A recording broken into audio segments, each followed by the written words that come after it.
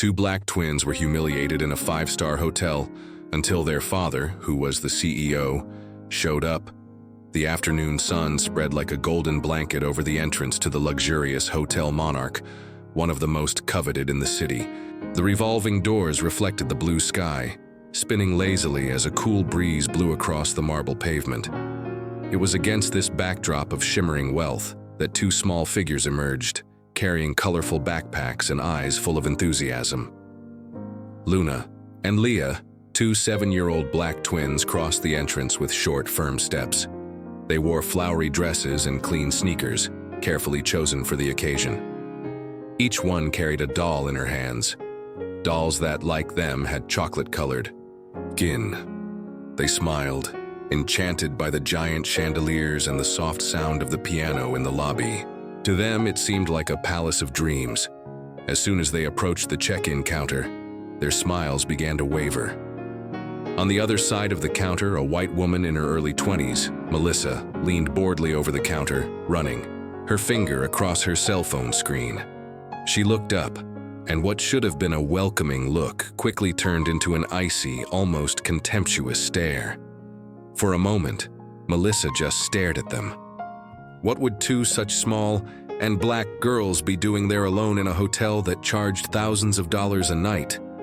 His expression hardened. She didn't smile. He didn't ask if they could help. He just crossed his arms and arched an eyebrow. Disdainfully, the twins, not understanding the discomfort in the air, approached the counter. Luna, the most talkative, pulled the tip of her dress and said in a sweet voice, "Hello, our dad made a reservation for us." Melissa let out an exaggerated sigh, as if she was being forced to deal with something annoying.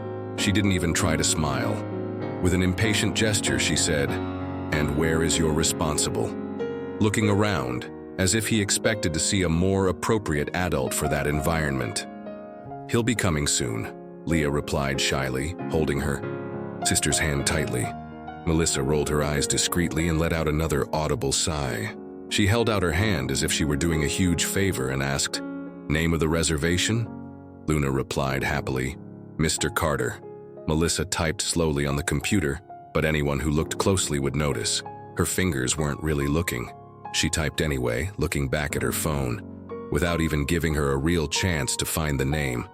After a few seconds of pretending to search, Melissa looked up disdainfully and announced, loud enough for some nearby guests to hear, "There are no reservations in Carter's name. You must be in the wrong place." The twins looked at each other, confused.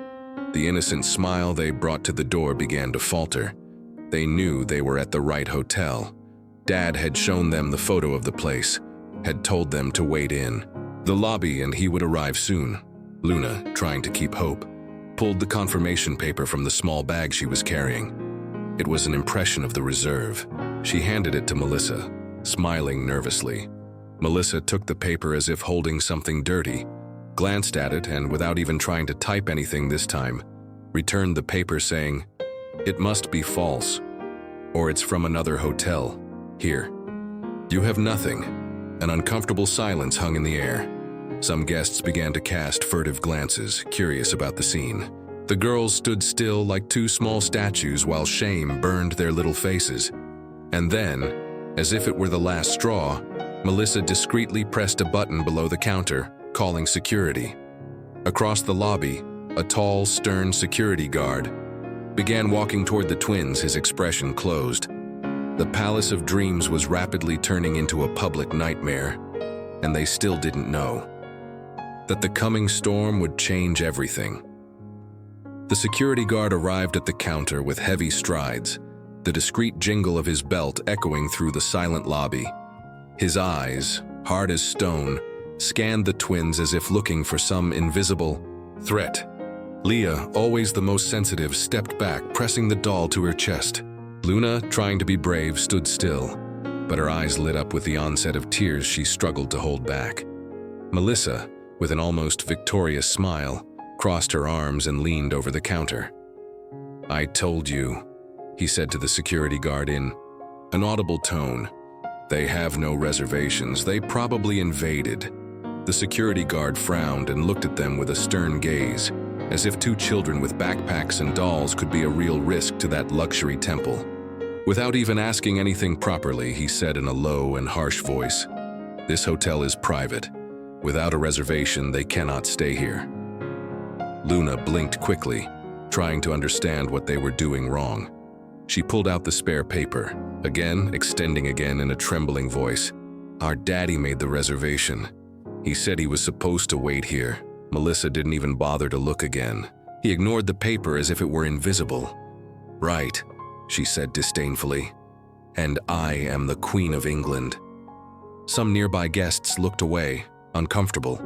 A middle-aged couple exchanged quick whispers, while a group of businessmen just raised their eyebrows, puzzled but not intervening. The security guard then, unceremoniously, crouched down to be at the girl's level and spoke with a harshness that did not match their innocence. "Where's your parents? You can't stay here disturbing guests.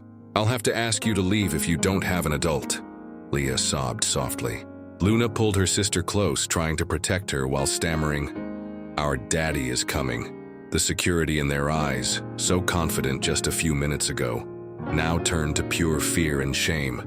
The humiliation burned like invisible embers in her small breasts. Melissa, impatient, called another receptionist and whispered something that sounded like, "Call child care." It was clear. They didn't see two polite and organized children trying to do what their father told them to. They only saw two intruders. The weight of discrimination was invisible to many there, but to Luna and Leah, it was real, overwhelming, and unfair. While the receptionist smiled, satisfied with her decision, and the security guard crossed his arms to escort the girls out, a discreet movement began on the other side of the lobby. Someone, a few meters away, was watching them with silent attention. Someone who would soon transform that whole scene in a spectacle they would never forget. The phone behind the counter, ringing, a shrill sound that broke the heavy silence of the lobby. Melissa grudgingly answered, casting a brief and suspicious look at the twins as if to say, "Don't think it's over." As she spoke, she leaned to the side, mumbling into the phone, but her gaze was fixed and suspicious on the girls. Within seconds, she hung up and smiled at the security guard, a venomous twinkle in her eye. "Childcare is coming," she said loud enough for several guests to hear. "They're going to be taken to a more appropriate." Leah squeezed her sister's hand even tighter. Luna, sensing the growing desperation of the situation, finally found the strength to protest. "But our daddy is coming. He promised." Melissa leaned forward, resting her elbows on the counter, and smiled with a cold mockery as if talking to foolish children. "And I promise this is no place for you without a real adult." Some guests averted their eyes, embarrassed. Others murmured. Discrimination was wide open, but no one had the courage to intervene.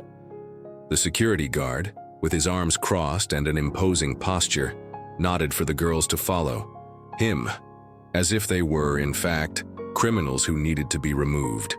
Luna pulled her sister back, the two little ones refusing to move, their eyes wide, overflowing with fear and shame. And Melissa laughed. She laughed openly, as if it was funny, to see two such small girls trying to resist. The contempt in her eyes was an invisible poison. It didn't need screaming or physical aggression to hurt. Every gesture, every word spoken coldly, every glance from top to bottom said without sound, "You don't belong here." A few meters away, the man in the dark suit, who until then had been watching the scene with attentive eyes, finally straightened up. The mask of neutrality on his face slid into something more dangerous, quiet determination.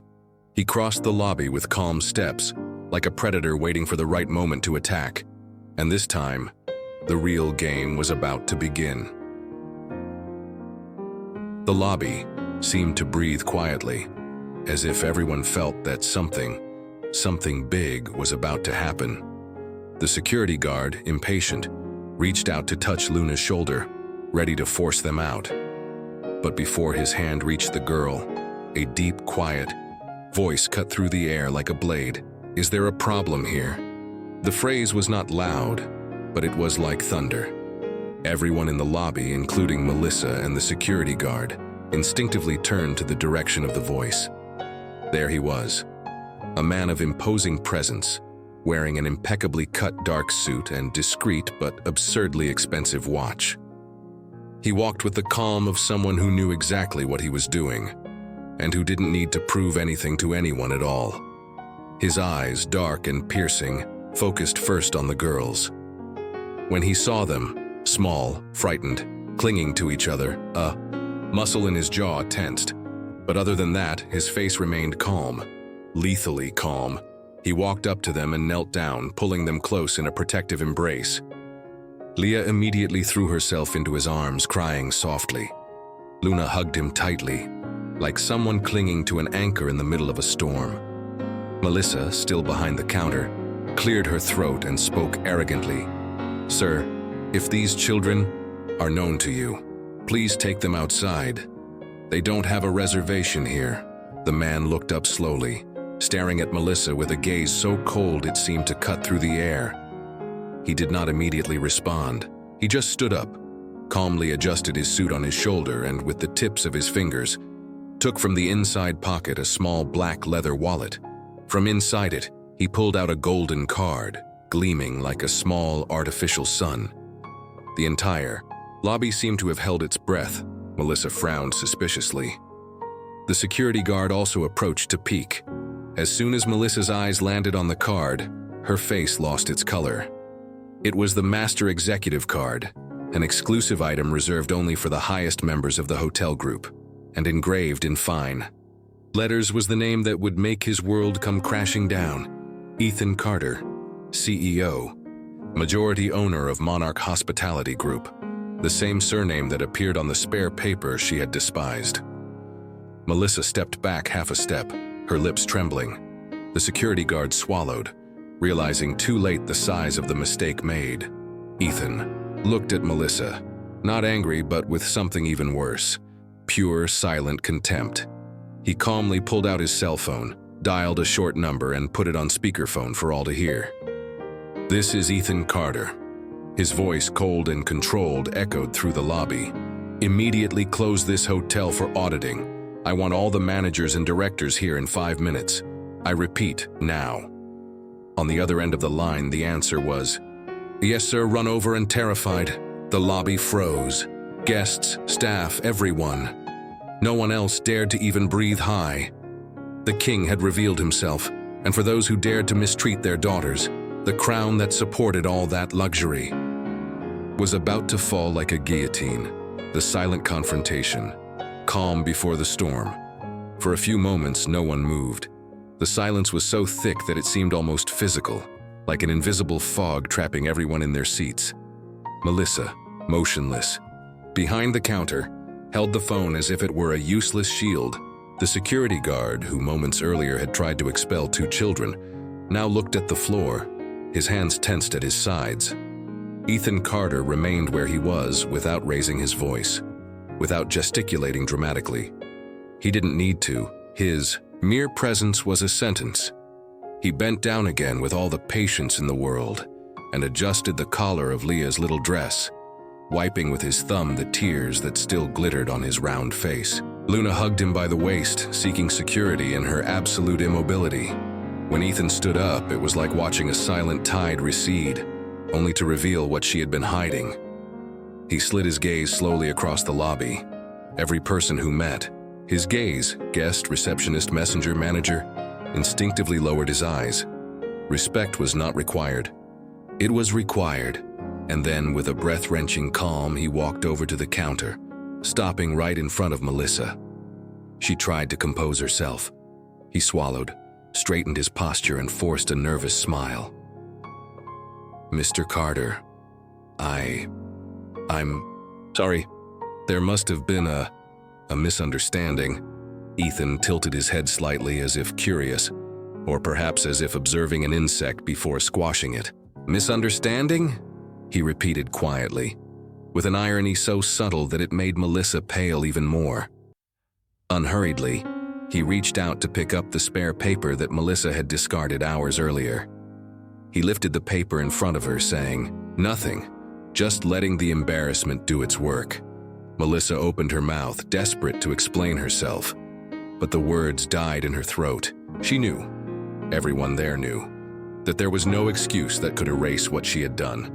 The hurried sound of footsteps coming from the side corridors heralded the arrival of the first managers and directors, all in suits, all with alarmed faces trying to understand what was happening. Ethan didn't take his eyes off Melissa. "Tell me," he said with the cruel serenity of someone who is about to change someone's life forever. "How do you usually treat guests who don't seem to belong here?" The impact of the question was like silent thunder. Melissa stuttered, looked around for help but found no refuge anywhere. The faces of the staff, the guests, the entire lobby were turned to her now. There was no escape, and that was just the calm, the real storm. It was just beginning to form. The hubbub of the corridors suddenly ceased. Managers in dress shirts and starchy directors emerged from the side elevators like a disoriented swarm, their gazes crossing, confused, until they located the central figure that dominated the lobby. When they saw Ethan Carter, a heavy silence fell again. The weight of his name and what it represented spread like invisible electricity through the air. The hotel's general manager, a tall man in a gray suit, walked across the lobby almost tripping over his own feet.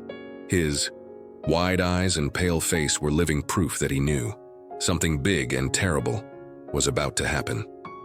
"Mr. Carter," he exclaimed, trying to sound casual, but his voice came out squeaky, trembling. "We didn't know that. That is, you are here on a surprise visit?" Ethan did not immediately respond. He wrapped a firm arm around Luna and Leah's shoulders, bringing them closer as a silent declaration. "These are my daughters, my legacy, my priority." Then, in a calm voice but charged with invisible steel, he spoke. "This is not a courtesy visit." The Director General swallowed. Some employees who were around exchanged nervous looks. Receptionist Melissa looked as if she was about to collapse behind the counter, her hands shaking discreetly as she tried in vain to hide her despair. "I've received complaints," Ethan continued, his voice cutting through the air like a razor, "that guests were being treated unequally, that employees made a distinction between who deserved or did not deserve good service." He paused deliberately. "Today," he said, sliding his gaze to Melissa, then to the security guard, "I saw this with my own eyes." No one moved. The headmaster tried to stammer an answer, but Ethan raised his hand slightly, silencing him. Then, with a slow, calculated gesture, Ethan pulled the phone out of his pocket. He dialed an internal number. He put it on speakerphone again. "This is Ethan Carter," he said with that dangerous calm. "As the majority owner of Monarch Hospitality Group, I am ordering the immediate suspension of all operations at this hotel until further notice." On the other end of the line, the group's executive director replied in seconds, his voice firm and, without hesitation, "Yes, sir. Understood. Emergency audit will be initiated in 5 minutes." The impact was immediate. Guests stood. Employees stopped what they were doing. The name Ethan Carter was echoing in the muffled whispers that spread through the lobby like fire in dry straw. The Director General seemed to have aged 10 years in 1 minute. Melissa, it just fell apart. She dropped the phone on the counter, her eyes empty, as if all the blood had fled from her face. The security guard took a step back, as if he wanted to disappear into the wall.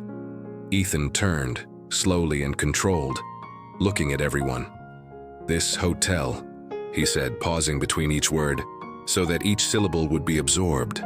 "It is a reflection of who we are, of what we believe, of what we stand for." He lowered his gaze to the twins hugging his waist, and then, looking again at the lobby, his voice dropped, but charged with contained emotion. "And I don't defend." Right.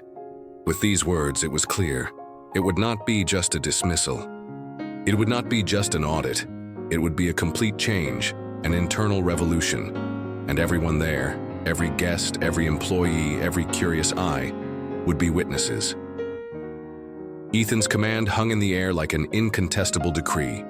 Without waiting another second, He turned to the Director General, whose forehead was already glistening with sweat. "Call the entire reception," he ordered, his voice low but charged with strength. Now, the director ran to comply. A few minutes later, all the receptionists were lined up behind the counter. 3 women and 2 men, including Melissa, who was visibly shaking. Ethan walked up to them with his hands clasped behind his back, like a commander inspecting his troops. He stopped right in front of Melissa. She opened her mouth, trying to speak, but the only thing she could do was a dry, "Zabdana." Ethan tilted his head slightly and said without raising his voice, "You don't work here anymore." Melissa staggered backwards as if she had taken an invisible blow. Her eyes filled with tears, but no one moved to console her. She tried to stammer, "Sir, please, I didn't know." "Not knowing," Ethan cut in, each word like a blade, "is no excuse to treat someone as inferior, especially children." He paused, shortly, letting the weight of humiliation fall on her. "Clean your station." Now Melissa, with trembling hands, began to gather her belongings, her badge, her papers, her personal belongings. Every move felt like a punishment. As she did so, Ethan looked at the security guard who had tried to take the girls by force. The man who until then had remained motionless swallowed hard. "You too," Ethan said, without the need for further explanation. "Your behavior today does not reflect the values of this company."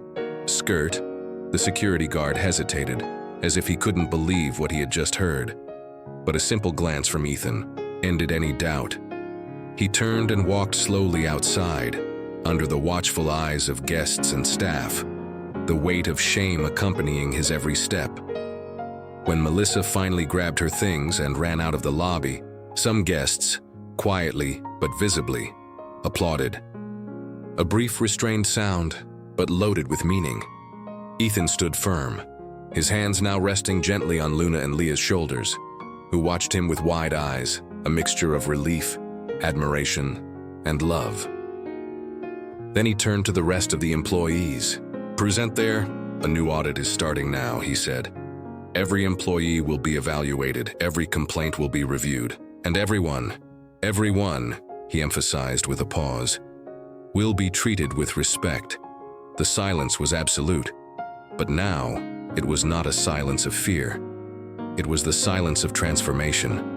The guests, once just spectators, now saw before them something rare, not just power being exercised, but power being used to correct a real injustice.